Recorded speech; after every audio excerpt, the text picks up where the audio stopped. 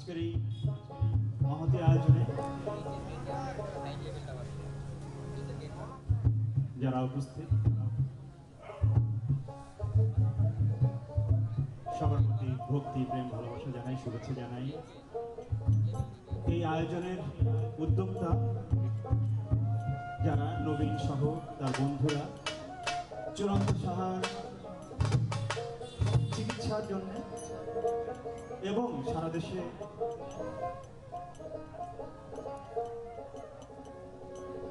মাজার খানকা আখড়া সহ নারী সহ আদিবাসী সহ প্রান্তিকৃত মানুষদের উপরে এই দেশের সংখ্যাগুরু মানুষের ধর্মের পরিচয় নিয়ে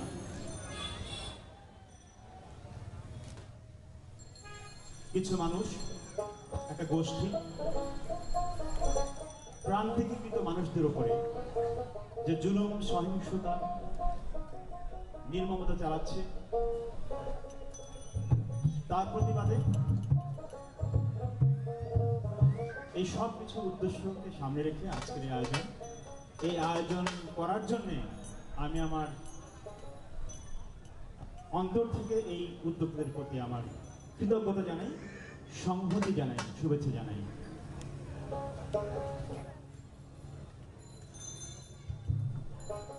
বাংলাদেশে আমরা গত 1.5 যুগ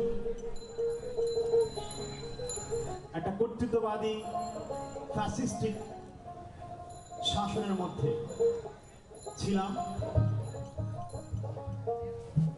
এবং সেই শাসনের বিরুদ্ধে, জুলুমের বিরুদ্ধে বাংলাদেশের মানুষ একটা গণ অভ্যুত্থান করলাম। আমরা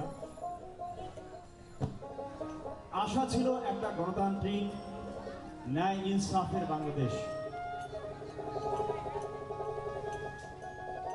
কিন্তু সত্য স্বীকার করা ভালো, এই আশার জন্য পর্যাপ্ত প্রস্তুতি আমাদের এই সমাজের ছিল না।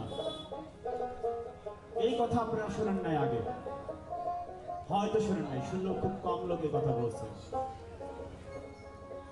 আমরা একটা কর্তৃত্ববাদী ফ্যাসিস্টিক শাসনের পরে গণ অভ্যুত্থান করে কিভাবে একটা গণতান্ত্রিক সমাজ, ন্যায় ইনসাফের সমাজ, প্রেম প্রীতি ভালোবাসার সমাজ নির্মাণ করব, তার জন্য পর্যাপ্ত সাংস্কৃতিক, জ্ঞানতাত্ত্বিক, রাজনৈতিক প্রস্তুতি আমাদের ছিল না। থাকলে আজকে বাংলাদেশের এই অবস্থা হয় না। আমরা যেই সব সমাজতাত্ত্বিক, রাজনৈতিক, সাংস্কৃতিক সংকটের মধ্যে এখন পড়লাম,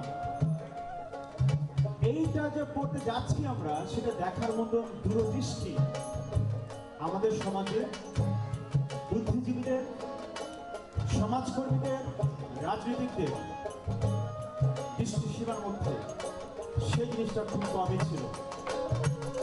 ফলে প্রস্তুতি নাই, একটা অপ্রস্তুত অবস্থায় আমাদেরকে একটা ধর্ম পরিচয়ের এক ধরনের ফ্যাসিবাদী জুলুমের মধ্যে আমাদের পড়তে হলো। আগে ছিল মুজিব কোট ফ্যাসিজম, এখন সেটা আর এক পোশাকে হাজির। ফ্যাসিজম কখনো একটা কোনো প্রতীক নিয়ে হাজির হয় না।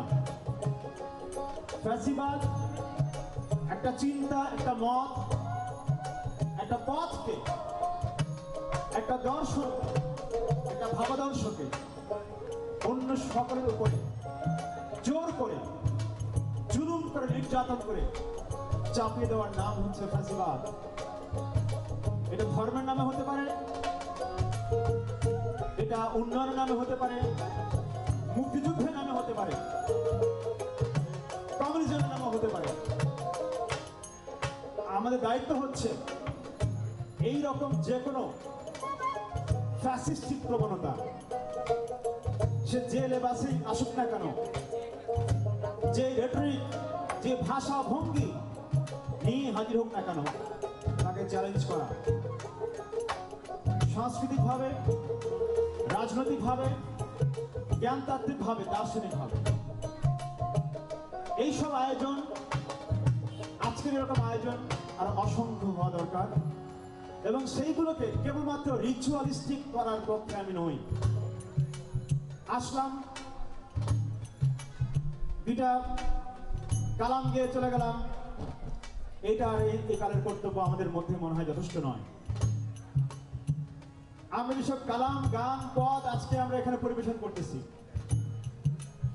সেটা যে বাংলাদেশের এই অঞ্চলের ইতিহাসে জ্ঞান চর্চার যে ধারা, ভাব চর্চার যে ধারা, দার্শনিকতার যে ধারা, সেই ধারার সঙ্গে সম্পর্কিত করে এই যে নতুন বাংলাদেশের সংকটে আমরা পড়লাম, দুনিয়ার যে নতুন সংকট, সেটা মোকাবেলার জন্য বাহাস, আলাপ, সংলাপ, কনভারসেশন, সেইটা আমরা কি করে রচনা করব, এইসব আয়োজনে সেটা একটা অন্যতম উদ্দেশ্য হওয়া দরকার বলে আমি মনে করি। আজকে বাংলাদেশের সংকট কি বলা হচ্ছে, দাবি করা হচ্ছে সেকুলারিজমের দিন শেষ, অ্যান্টি সেকুলারদের এখন ভবিষ্যৎ। বলা হচ্ছে এক ধরনের শ্রেষ্ঠত্ববাদ, সভ্যতাবাদ, সেগুলো দিয়ে বাংলাদেশকে আমরা সাজাবো। কিন্তু প্রশ্ন হচ্ছে, এই যে আধুনিক কাল, এই যে উপনিবেশ, ঔপনিবেশিক আধুনিকতা, পুঁজিবাদ, তার প্রভাবের মধ্যে কে পড়ে নাই?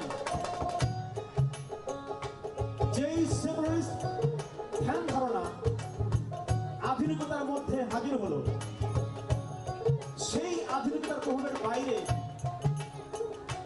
আধুনিক দুনিয়ার কোন চিন্তা, কোন মতাদর্শ, কোন ধর্ম, কোন সংস্কৃতি নিজেকে বিশুদ্ধ রাখতে পারছে? তাহলে সেকুলারিজম কি? ধর্মনিরপেক্ষতা বলে সেকুলারিজম একই জিনিস? ফ্রান্সের সেকুলারিজম, মার্কিন যুক্তরাষ্ট্রের সেকুলারিজম, ভারতবর্ষের সেকুলারিজম এক জিনিস না। আজকের দুনিয়ায় বসে যে দুনিয়ার নতুন করে রচনার স্বপ্ন দেখে, সে মাত্রই কোনো না কোনো ফর্মে সেকুলার। এই নতুন বিশ্ব ব্যবস্থাকে নেগোশিয়েট করতে হয় মানেই সে সেকুলার। তার জ্ঞানের মধ্যে একটা মাত্রা হলেও সেকুলারিটি হাজির হয়ে গেল, একটা মাত্রায় আধুনিকতার রঞ্জনে সে রঞ্জিত হচ্ছে। সেটাকে মোকাবেলা করা, সেটা থেকে বের হওয়া, ট্রান্সফর্ম করা, ডিলিং করা, বিচ্ছেদ করে নতুন জায়গায় পৌঁছানো, সেইটা হচ্ছে কালের চ্যালেঞ্জ। এই চ্যালেঞ্জ মোকাবেলা করতে না পারলে আমরা বাংলাদেশে ধর্মে ধর্মে, মতে মতে, জাতে জাতে, লিঙ্গে লিঙ্গে প্রেম ভালোবাসা নাইট সমাজ আমরা করতে পারবো। এই যে বিশেষ দেশকাল, এই যে জাতিরাষ্ট্রের কাল, এই যে পুঁজিবাদ, এই যে বর্ডার, এই বিশেষ দেশকাল, এই দেশকালে আমাদের করণ কি হবে, সেটাকে আমাদের এই সব আলোচনার মধ্যে আনা দরকার। আপনারা জেনে থাকবেন, ফকির লালন সাহেবের একটা বিখ্যাত কালাম, এদেশে যা পাপ গণ্য, অন্য দেশে পুণ্য চাই।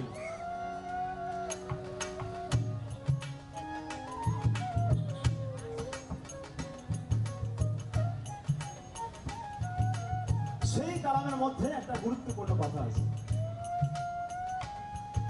দেশ সমস্যা অনুসারে ভিন্ন বিধান হতে পারে। এই দেশ সমস্যার ধারণাটা খুব গুরুত্বপূর্ণ ধারণা।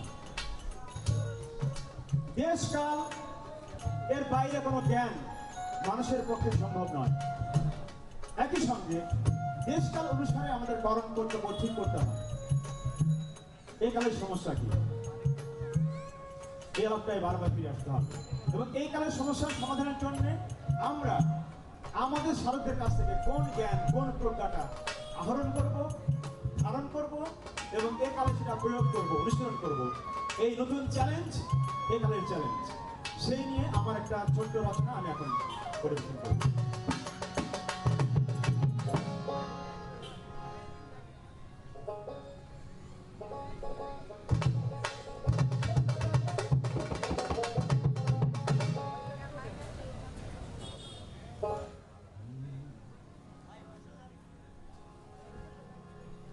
যেমন হোয়াটসঅ্যাপ যুগে ফকিরি করা,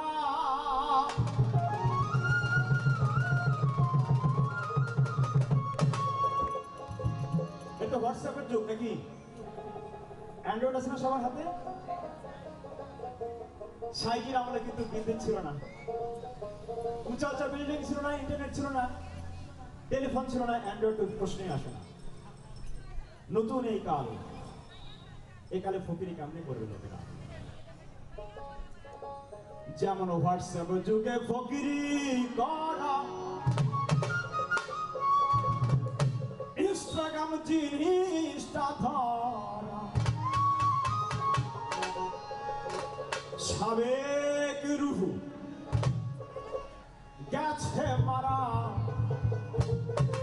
কারেন্টে বিদ্যুৎ বেশি, নতুন কালে নতুন গরম বলবে আমার কে বাজছে, নতুন কালে নতুন গরম।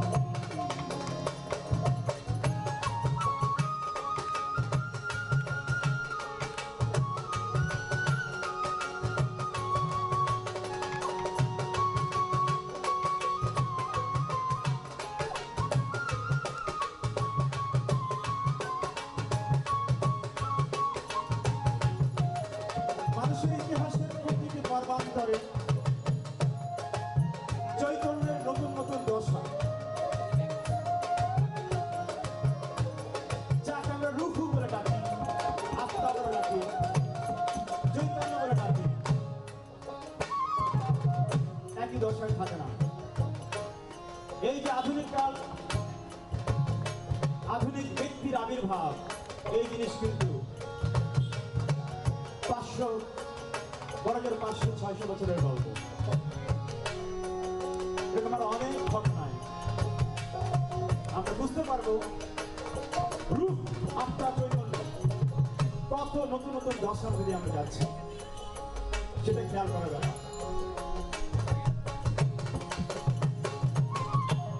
নতুন রূপ খবর করা,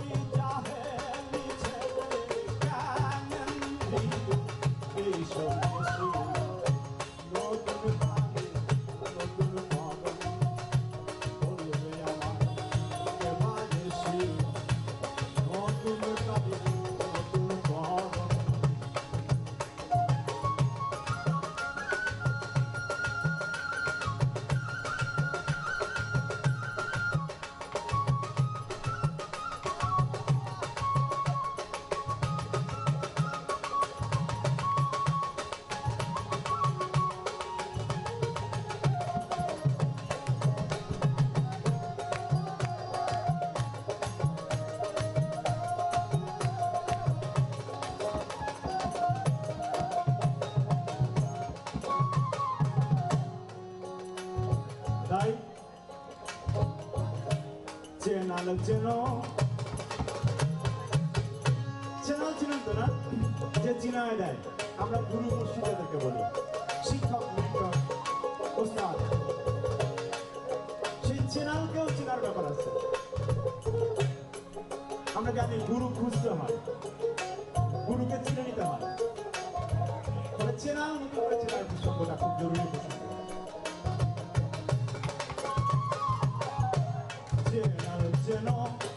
নতুন করে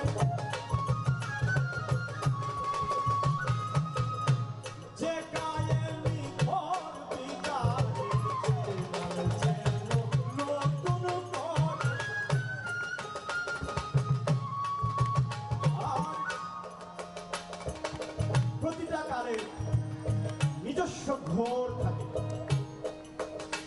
আধুনিকতা একটা ঘোর, এই ঘোর থেকে ঘোর বিদারণ করে যে কাহিনী ঘোর, যে ঘোর আমাদেরকে দখল করে আছে, নিয়ন্ত্রণ করতেছে, সেই ঘোর বিদীর্ণ করে আমাদেরকে এই জগৎ আবার দেখাবে, দিব্য দৃষ্টি হাজির করে দিবে।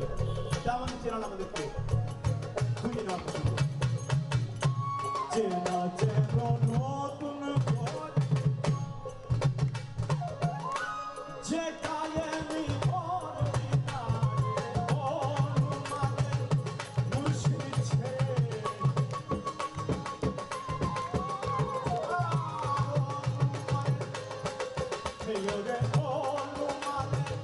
মুর্শিদ ছেড়ে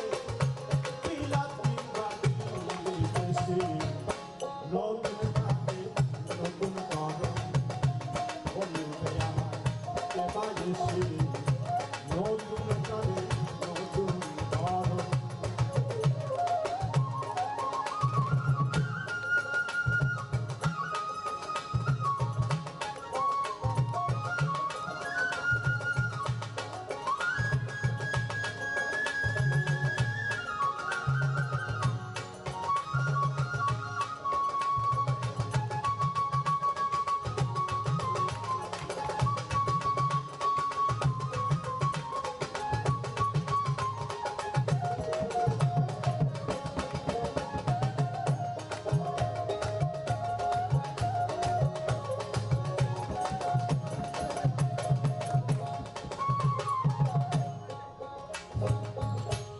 তো যাবার আগে আমি শেষ অন্তরে যাওয়ার আগে আরেকটা দুটো কথা বলে আমি বিদায় নিব।